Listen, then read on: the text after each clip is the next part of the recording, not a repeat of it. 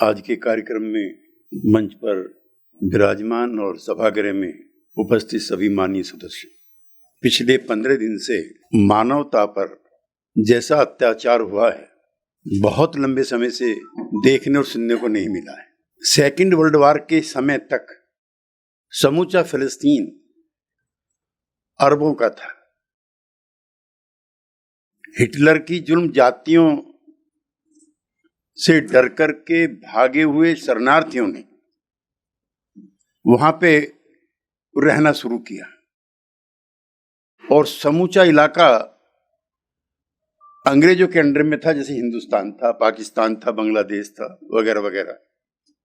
1948 में ही यूएनओ के एक रेजोल्यूशन से और अंग्रेजों की साजिश से फिलिस्तीन एग्जिस्टेंस में आया और साथ साथ इजराइल भी एग्जिस्टेंस में आया और 25,000 लोग टोटल थे जो अपने आप को इजरायली होने का दावा और वादा करते थे। बाकी 14 लाख के करीब आबादी अरबियों की, फिलिस्तीनियों की थी और उस समय लगभग 72-73% जमीन पर फिलिस्तीनियों का कब्जा था, यानी कि उस पर वो काबिज थे। 1 साल बाद ही जंग शुरू हो जाती है, लेकिन जब इजराइल बन रहा होता है, उसकी घोषणा हुई होती रहती है, तो समूची जमीन फिलिस्तीनियों की है, इसको लेकर के महात्मा गांधी जो राष्ट्रपिता थे, उनका एक वक्तव्य आता है उस समय जो बहुत महत्वपूर्ण है। उन्होंने कहा कि जैसे ब्रिटेन ब्रिटिशर्स का है, फ्रांस फ्रांसीसियों का है, उसी तरह से फिलिस्तीन फिलिस्तीनियों का है। इस पर कोई विवाद नहीं होना चाहिए। और आपको ताज्जुब होगा कि पंडित जवाहरलाल नेहरू प्रधानमंत्री थे और हिंदुस्तान पहला गैर अरब मुल्क था जिसने फिलिस्तीन को मान्यता दी थी। 48 से ही यह विवाद शुरू हुआ और ये चलता खिंचता रहा, फिलिस्तीनी भगते रहे और इनका कब्जा होता रहा। दोहराने की जरूरत नहीं, दुनिया में जितनी भी नाइंसाफियां हैं, जितनी भी, सब अमेरिका की बनाई हुई और ये भी। उसकी ज्योग्राफी अगर आप देखें, चारों तरफ से अरब मुल्क है, बीच में इजराइल बना हुआ है। आपको कष्ट भी होगा, तकलीफ भी होगी कि 72% का जो मालिक था फिलिस्तीन, आज सिर्फ 7% आबादी पर, जब जमीन पर फिलिस्तीनियों का कब्जा है और पिछले 15 दिन से लगभग 15 लाख लोग गाजा छोड़ करके चले गए हैं या जाने वाले हैं। ऐसी दुनिया में कोई कौम नहीं है, कोई घटना नहीं है कि जब 3 पीढ़ी तंबू में पैदा हुई। जो मुल्क के मालिक थे, जो वहां के बासिंदे थे, उनके साथ ऐसी जुल्म जातियां हुई और ये जद्दोजहद लंबी चलती रही। यासर अराफात उस जमाने में एक नौजवान नेता थे और ये जाके मिलते हैं अब्दुल गुलाम से, जो मिस्र के राष्ट्रपति थे। उससे पहले अरबों में भी कोई छटपटाहट नहीं थी अपनी पहचान के लिए। अब्दुल गुलाम जमाल साहब पहले अरब मुल्क के नेता हैं जो अरब सॉलिडरिटी, अरब मुल्क, अरब लीग पैदा होती है। और उस समय 22-23 साल का नौजवान यासर अराफात उनसे मिलते हैं और फिलिस्तीन को कैसे आज़ाद किया जाए, जिस जमीन पे कब्जा है उसको कैसे वापस लिया जाए, उसके प्रयास जारी होते हैं। शुरुआती दिनों में जैसे आज हमास पर इल्जाम लग रहे हैं, ऐसे इल्जाम पीएलओ पर भी लगे थे। फिलिस्तीन लिबरेशन ऑर्गेनाइजेशन था, बिल्कुल जैसे आप इल्जाम आज देख रहे हैं वो उन पर भी लग चुके हैं। लेकिन तब दौर ऐसा था जिसका जिक्र करना जरूरी है कि अमेरिका था जुल्म जाती करने के लिए, तो सामने रूस भी खड़ा रहता था जिसका नाम उस समय यूएसएसआर था। चाहे फिलिस्तीनियों का मुद्दा हो, चाहे नासिर साहब ने किसी जमाने में ब्रिटिश हुकूमत को चुनौती देते हुए स्वेज कनाल जो थी वहाँ की, जो वहाँ की तिजारत की, व्यापार की बड़ी नहर थी, उसका ही राष्ट्रीयकरण कर दिया था। और ऐसा लगा था जैसे पूरी दुनिया में फिर विश्व युद्ध हो जाएगा, लेकिन सोवियत संघ साथ था। हम लोगों ने एक छोटा सा कार्यक्रम किया, क्योंकि मुल्क में ऐसी एक फिजा बनी हुई थी कि जैसे तमाम हिंदुस्तान जो है वो इजराइल के साथ है। हम 10-12 पार्लियामेंटेरियंस थे, उसमें कुछ एक्स मिनिस्टर्स थे। हम गए, हमने अपना प्रस्ताव दिया और बताया कि हमारी सॉलिडेरिटी आपके साथ है। और ये खाली फिलिस्तीन के लिए नहीं, मैं आपके बीच में भी कह रहा हूं और बाहर भी कह रहा हूं। वियतनाम में तो एक भी मुसलमान नहीं है।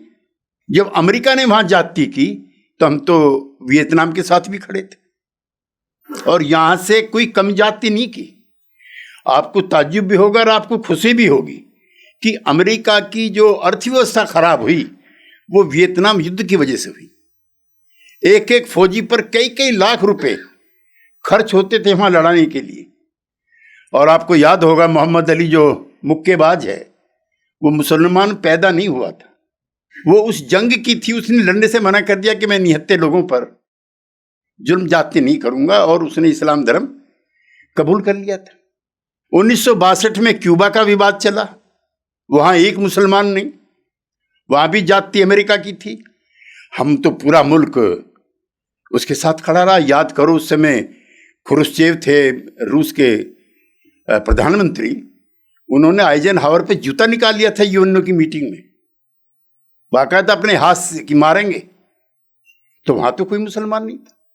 तो इसको जो इस्लाम से जोड़ करके जो जुल्म जाति का सिलसिला शुरू किया है, उसका विरोध करने के लिए हम लोगों ने एक शुरुआत की, और हमें प्रसन्नता है। और मैं बहुत घमंड और गुरूर के साथ कहना चाहता हूं कि हमारे बयान के बाद ही हिंदुस्तान की हुकूमत ने भी अपना बयान बदला। याद करो, पहला दिन जब प्रधानमंत्री का बयान आया था कि हम इजराइल के साथ,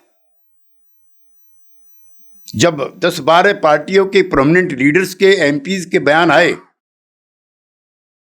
तो अगले दिन विदेश मंत्रालय ने अपनी भाषा भी बदली और गलती भी सुधारी कि नहीं, फिलिस्तीन के जो सवाल हैं, फिलिस्तीन का जो एग्जिस्टेंस है और जो उनको मदद की जरूरत है, उसमें भारत जो है फिलिस्तीन के साथ है। तो जो मुहिम होती हैं, छोटी हो बड़ी हो, वो अपना असर दिखाती। तो हमारा उस दिन का जाना छपना, 2-4 जगह गाली भी हमको दी मीडिया ने भी और बाहर भी, लेकिन हम अपने मकसद में कामयाब रहे। उसके बाद नासिर साहब की डेथ के बाद अनवर सादात साहब वहां आए, और कहने की जरूरत नहीं है कि वहां हुकूमतें फिर अमेरिका परस्ती होती चली गई। 1966 में एक फेमस युद्ध हुआ, उसको बोलते हैं 6 डे वॉर, और वो अरब वर्ल्ड को इतना अपमानित करके गई है कि आज जो इतने बड़ी दुनिया पर कब्जा उसने वहां पे किया है, लेबनान पे उसका कब्जा है, मिस्र पर उसका कब्जा है, इजिप्ट जिसे बोलते हैं आप, जॉर्डन पर उसका कब्जा है, और सीरिया पर उसका कब्जा है। अफसोसजनक भी है और तकलीफदेह भी है। और सारे हथियार अमेरिका के हैं पीछे, बड़ा भारी व्यापार है। और अमेरिका में बाकायदा एक इजराइल लॉबी है। राष्ट्रपति वहां कोई भी बने, इजराइल के हितों के खिलाफ कोई नहीं जा सकता। और ट्रंप साहब थे पीछे, उनके तो दामाद बाकायदा सारे कारोबारों में लगे हुए थे। अब एक ये है कि वहां की साहब एक एजेंसी है, वहां की खुफिया एजेंसी, उसको मोसाद बोलते हैं, उसके काले कारनामे पूरी दुनिया में प्रसिद्ध हैं। मोसाद पर इल्जाम है, और ये इल्जाम किसी और ने नहीं।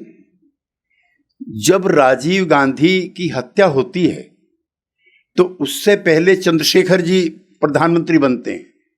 मैं भी उस पार्लियामेंट में था, मैं वीपी सिंह जी के साथ था, लेकिन चंद्रशेखर जी को यासर अराफात साहब एक चिट्ठी के जरिए संदेश देते हैं कि राजीव गांधी की जान को खतरा है। मोसाद के लोग यहां पर एक एक्सरसाइज में लगे हुए हैं कि थर्ड वर्ल्ड कंट्री के एक बड़े नेता को जो इंडियन सब कॉन्टिनेंट से आता है उसकी हत्या की रिहर्सल करते हुए देखा गया है। डेथ हो जाती है उनकी। अराफात साहब आते हैं उस समय यहां पर और वो उस चिट्ठी का भी जिक्र करते हैं। एक घटनाक्रम और है, मैं रिश्ते बता रहा हूं कि कैसे रिश्ते रहे हैं। 1982 में पूरी दुनिया के जिन्हें थर्ड वर्ल्ड कंट्रीज कहते हैं, जो किसी खेमे में शामिल नहीं है, जो अपनी अपनी आजादी के लिए लड़ रहे हैं, अंग्रेजों से भी और अमेरिकन से भी, उनकी एक संस्था बनी हुई थी, उसका नाम था NAM। क्यूबा के राष्ट्रपति उसके हेड हैं। उसका दिल्ली में ही इजलास होता है बहुत बड़ा, और इंदिरा गांधी को उसका नेता चुन लिया जाता है 1982 में। 84 में जब इंदिरा गांधी की हत्या होती है, एक नेता है दुनिया से आया हुआ जिसकी आंखों में सबसे ज्यादा आंसू हैं, वो है यासिर अराफात। ये रिश्ते हमारे और उनके इस तरह के रहे थे।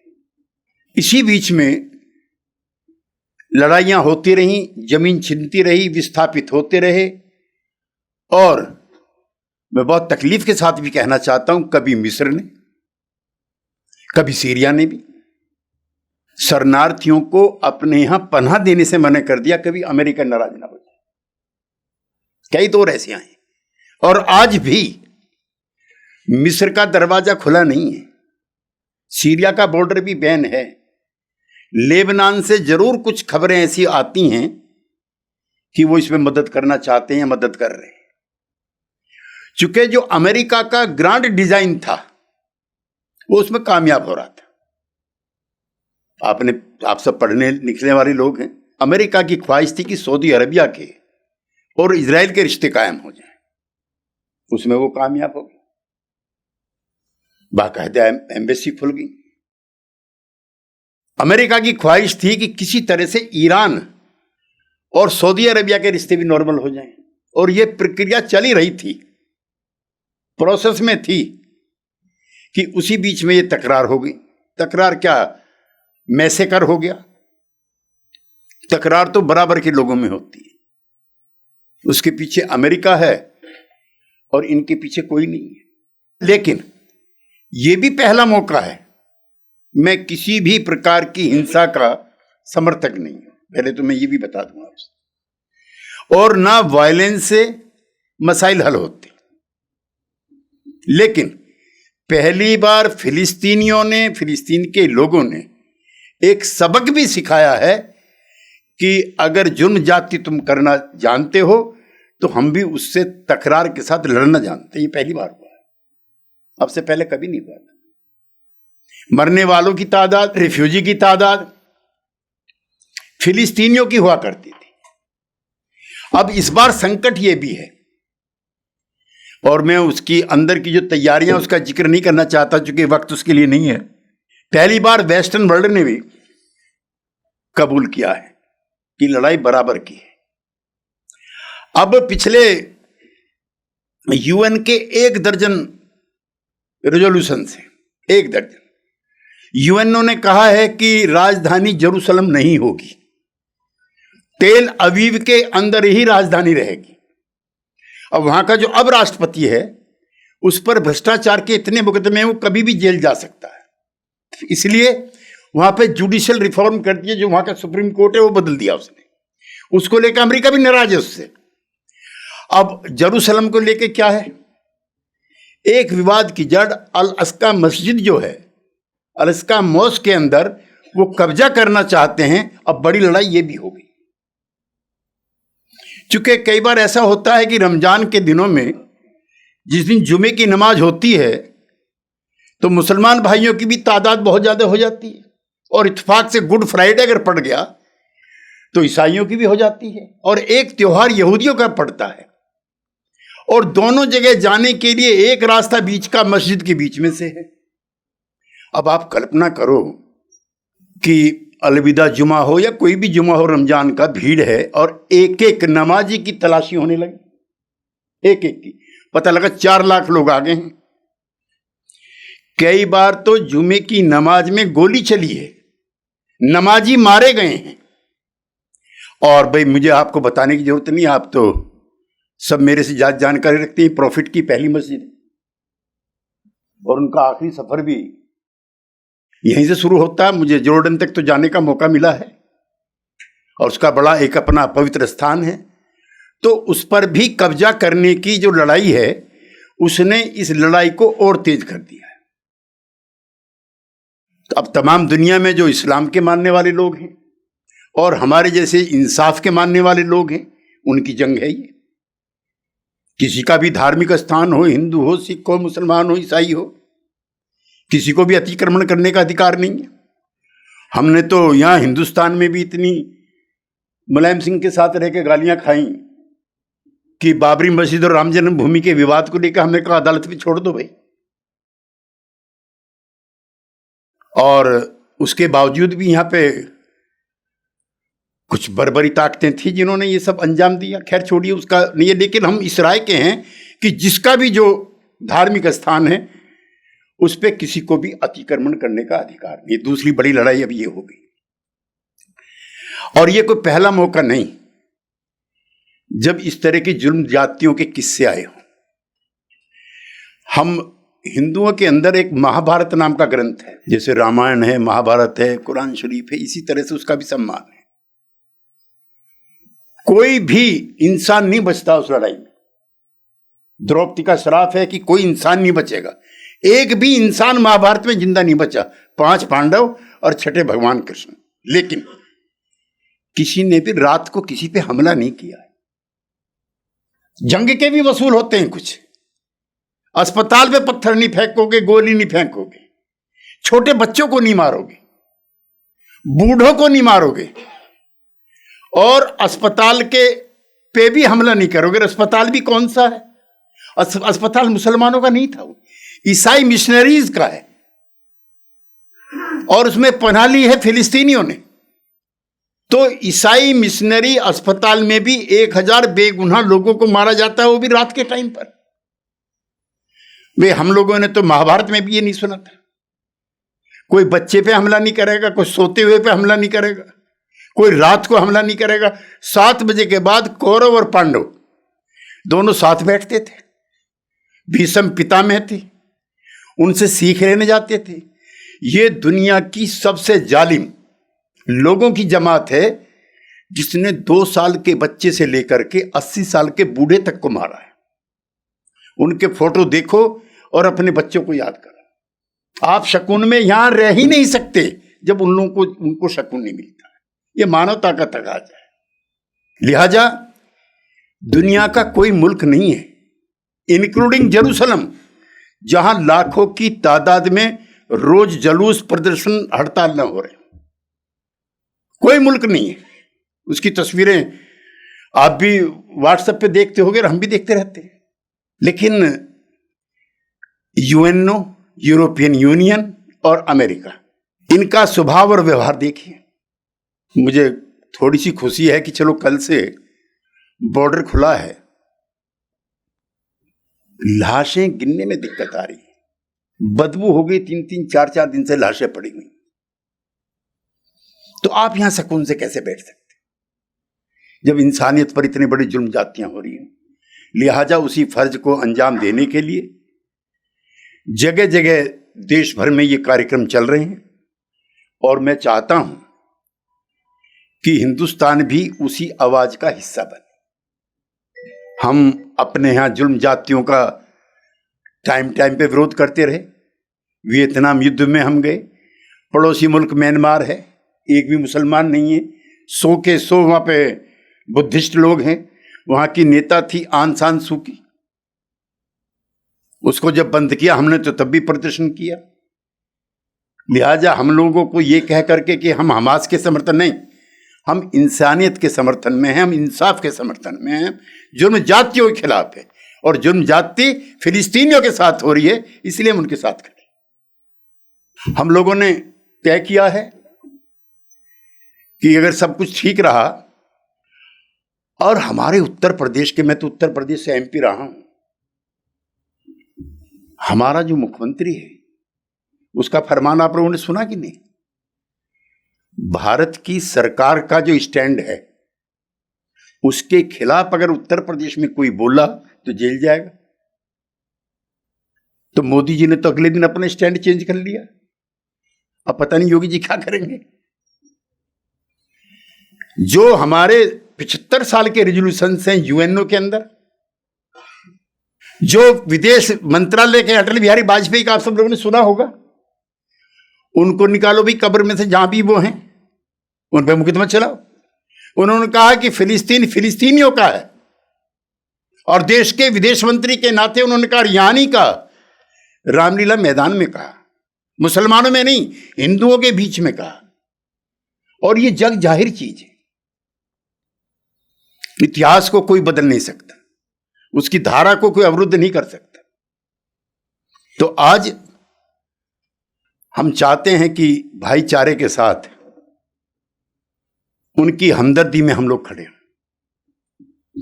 कुछ जिनकी माली हालत अच्छी है उनकी दवाई के लिए, बच्चों के लिए, रिफ्यूजी के लिए कुछ इकट्ठा करके भेज सकते हैं, एम्बेसी में भी भेज सकते हैं आप।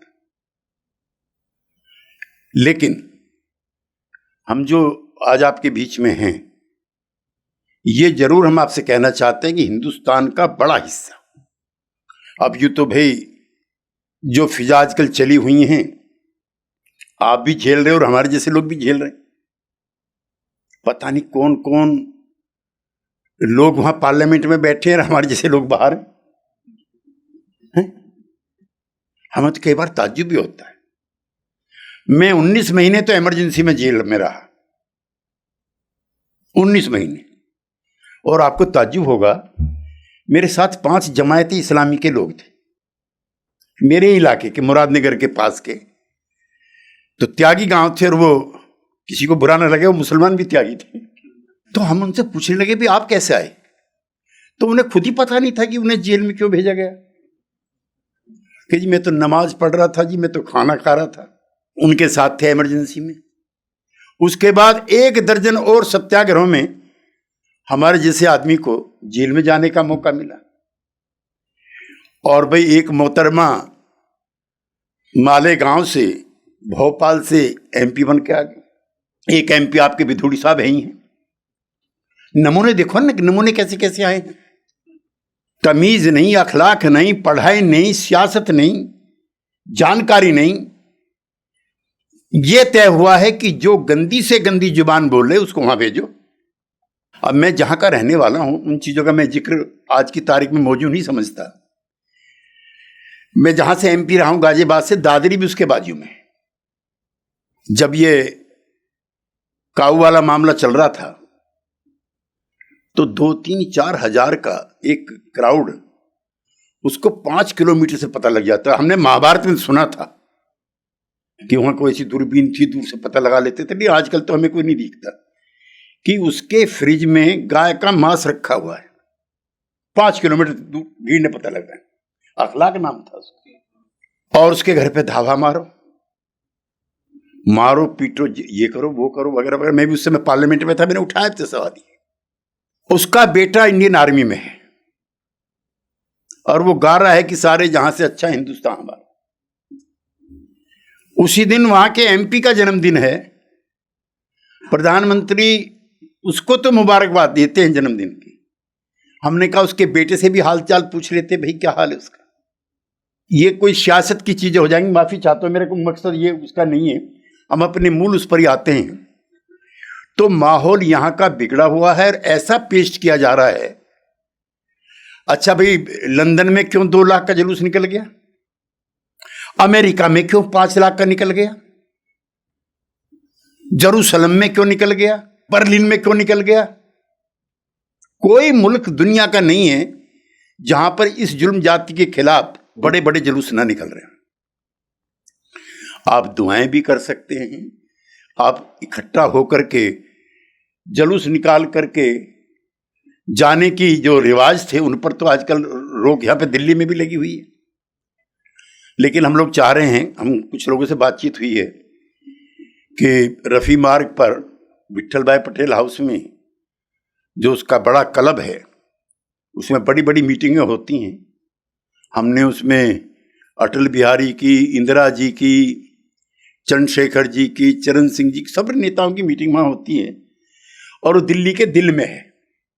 तो हम चाहते हैं वहाँ से, चूँकि जो हमने ज्ञापन दिया था, हालांकि हमने प्रेस को नहीं उसमें इनवाइट किया, लेकिन पूरी दुनिया भर में वो खबर छपी है कि ऐसा नहीं है कि हिंदुस्तान जो है सारा इजराइल के साथ खड़ा हो गया।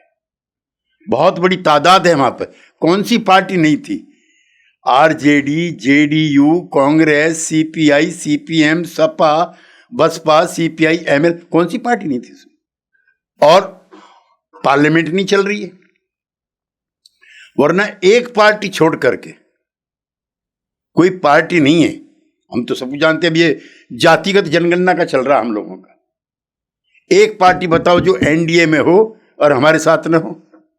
रामविलास की पार्टी के दोनों गुट, वो कह रहे होनी चाहिए जातिगत जनगणना। पटेल लोगों की पार्टी है यूपी की, जो मिनिस्टर है एनडीए में, वो भी कह रहे होनी चाहिए। अठावले कह रहा होनी चाहिए। शरद पवार का भतीजा कह रहा होनी चाहिए। अकेले हैं। और मैं बहुत जिम्मेदारी के साथ कह रहा हूं कि पार्लियामेंट चलेगी जब भी नवंबर के आसपास, हम दिखाएंगे कि देश की कोई भी पॉलिटिकल पार्टी ऐसी नहीं है जो इजराइल के साथ खड़ी हुई हो छोड़ करके एक पार्टी को। ऐसा नहीं है कि कोई अकेलापन है या उसके लिए कोई ज्यादा हमदर्दी है। बस जरूरत इस बात की है कि इन सब चीजों को इकट्ठा करके और एक आवाज के रूप में दिखाई दे। और जैसे मैंने पहले ही कहा, ये कोई अपने अपने कारणों से हो सकते हैं। हम तो इंसानियत के पक्षधर हैं, हम कोई मुसलमान तो है नहीं। मानवता पे भी जहां जुल्म जाती होती है, हमने बताया आपसे, हम तो वियतनाम युद्ध के भी खिलाफ थे, वहां तो कोई मुसलमान नहीं था। हम तो ऑन सान सूकी के साथ भी खड़े हुए थे। हम तो क्यूबा में भी खड़े हुए थे जब अमेरिका ने मिसाइल थापी।